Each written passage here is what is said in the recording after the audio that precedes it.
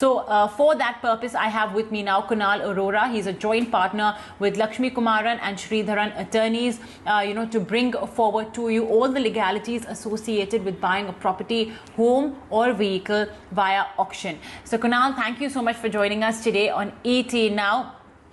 Let's start off first with what are your thoughts on buying a property on auction? Do you think it's overhyped, or do you think that it's worth it? Because the prices are clearly at a bargain. Just wanted to kickstart this conversation by getting in your thoughts. I think buying assets is always financially lucrative for buyers. I think from a legal standpoint, there are a couple of things that need to be borne in mind. One, while buying cars and other movable assets could be relatively easier, as it involves lesser challenges, and the kind of claims and the kind of encumbrances, possible encumbrances on movable assets are low compared to movable properties. And the basic check one needs to do is to ensure that the bank is duly authorized and there is enough charge in favor of the bank which is created, and that is usually the case. So it's not a big concern, but maybe a brief check can always help make a better decision. In case of immovable properties, the challenges could be many, starting from the multiplicity of rights or the claims that can exist vis-a-vis an immovable property can be a real challenge. In India, typically, an immovable property can face a legal issue for potentially up to 30 years, and therefore it becomes important to check that there has been no historical title issue. And commonly, the perception of buyers, as I said, is that it's coming from the PSU lender or any other established financial lender. There's a perception that the property or the asset will not be subject to many legal challenges, or they should not be issued, or the title should be clear. That perception is there, and also because the asset being financially lucrative, the judgment could be prejudiced. However, it is important to ensure that the basic check is done and a proper legal diligence is done. As also, it is very, very critical to ensure that on the ground, there are no physical encumbrances, because while on paper the asset may seem very clear, on the ground there could be physical encumbrances such as encroachments. And again, talking from experience, we have seen in cases which were being considered for purchase under in terms of auctions, we have historically seen physical encroachments and other legal challenges or claims being there on properties, as a consequence of which the buyer, in advanced stages of an auction, after having been selected as the potential bidder, has decided to back out and has found it difficult to pull out of the transaction at that point in time. So it is always advisable to do a basic diligence on the immovable properties, especially to ensure that there are no legal as also physical encumbrances on the property. Yeah. And that's exactly why, Kunal, we decided to have the conversation with you, because, we wanted to ensure that our viewers are aware of every angle, when it comes to buying an asset on auction. So let's start off first with the more boring and the mundane bit, and that's the documentation bit. So, Kunal, what are the documents, especially from the seller, that would be the bank or the financial institution that's putting up a vehicle or a property in place on auction, pardon me, what are the documents that I as a seller should ensure I check with the buyer, to ensure that this auctioneer is duly authorized in the first place to put up this property or vehicle on auction?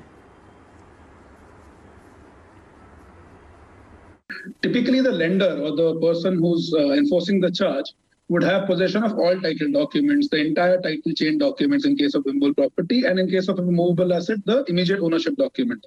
For example, if you're talking about a vehicle, the registration certificate will anyways have a mark on it saying that this has been hypothecated to a particular lender, while in case of immovable properties, there is no reference. So you need to make sure that appropriate charge has been created. And you can see agreements. There are agreements in case the owner was a company. There are also charges, registration of those charges which are done on the Ministry of Corporate Affairs website. In case the borrower or the original owner is an individual, the original title documents would lie in the possession of the bank. We all know when we take loans against properties, the bank or the lender takes control of the original documents. And therefore, it is important to verify that all those charges have been created by the lender who's trying to enforce. While also asking for the historical title documents to ensure that the person who had created the mortgage in favor of the lender had adequate authority, adequate title to be able to create a mortgage in favor of the lender, because it is only based on the title of the original owner that the lender or the bank derives its ability to sell the asset pursuant to a mortgage.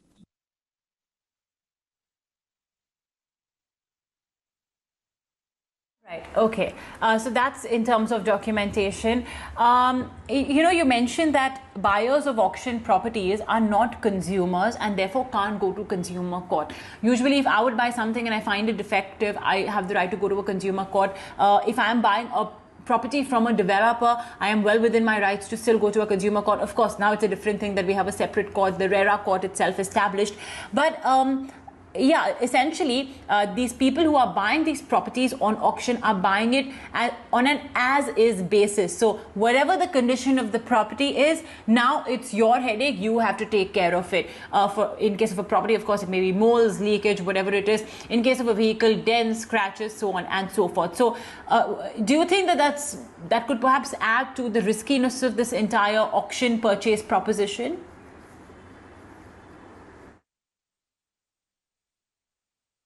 No. In case of assets, even if it is a movable asset or an immovable asset, just the same way you would not have any claim against the original company, original developer, if you were to buy it from any other person. Obviously, in case there are contractual rights available to you up till a certain period, so in case of vehicle, there is a warranty period that you are entitled to. In case of a house that you're buying, if it's not a very old house, there is a defect liability period that the developer offers.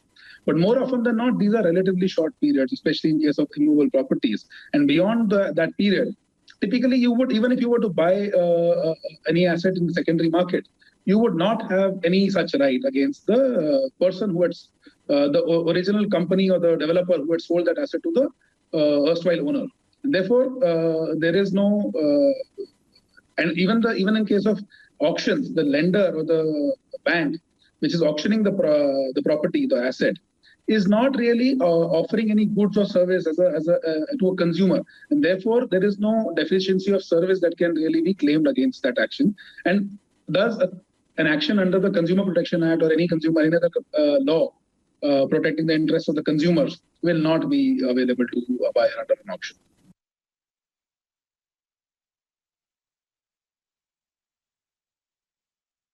All right. Okay. So Kunal, let's talk about now. We have seen many instances, and I guess this would not be outside the realm of possibility, especially since these banks and financial institutions are essentially taking possession of a property that belonged to somebody else. So I think it won't be surprising, pardon me, if we will have tomorrow third-party individuals and somebody coming from out of the blue saying that, hey, look, this is my property. Third-party claims is what we could call it that. So if I have purchased a property on auction, and if I'm faced with somebody coming from nowhere and telling me that, listen, this is actually my property, and the person who you bought it from or the bank who you bought it from was not in their rights to sell it to you, how should I deal with it? It is once a third-party claim comes, or there is a challenge to the title or the right that you have acquired, there is little that you can do but contest that claim. So it is always advisable to kind of do a brief diligence upfront only to ensure that there is no likelihood of a claim, or there is no pending charge against the asset that you are acquiring. And as I said, even if you are able to come out of the issue finally, that would involve significant time and cost before you can get back your right or get back your possession over the property or the asset. And therefore, a basic level of diligence, like checking the original papers, checking the adequacy of the lender's right to kind of enforce a mortgage against that asset. All these basic checks can be done, and even for a common layman, like I said, inspecting the original documents is the basic check that you can do under the Indian law, because most commonly any lender, any kind of charge that is getting created, whether it is in the nature of ownership or any other right, typically the person who's getting that right would expect the originals to be deposited with the lender or whoever is creating a charge against the property. And therefore, checking the original papers is itself a very strong check that can be done by any buyer in an auction. So Kunal, if we have to, sort of just sum up everything that you've told us in terms of the risks associated, that could be a con. But of course, the pro is that, since the base itself is small, because, the bank's claim on a property is restricted to the loan against it. So this could perhaps explain why these auction properties usually go at a discount to the prevailing market price. Sometimes this discount can be as high as 30%. But of course, it has its fair share of negatives as well. So if we have to sort of sum all of this up together, Kunal, we know the positives, and you of course are well versed with all the negative possibilities that could arise. What is your overall view on buying a property on auction or a vehicle on auction?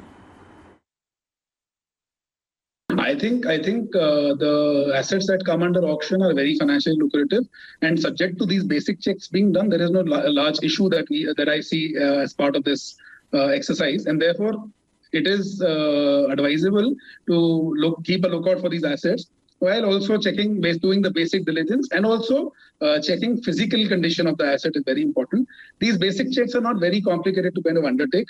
With some bit of advice, you can definitely go ahead with the auctions, and subject to these checks being done, the asset would actually be very financially lucrative. What do you mean by that? All right. Well, Kunal, thank you so much for joining us today on ET Now, and just breaking down everything that you should be aware of when you go to buy a property on auction, the risks as well associated.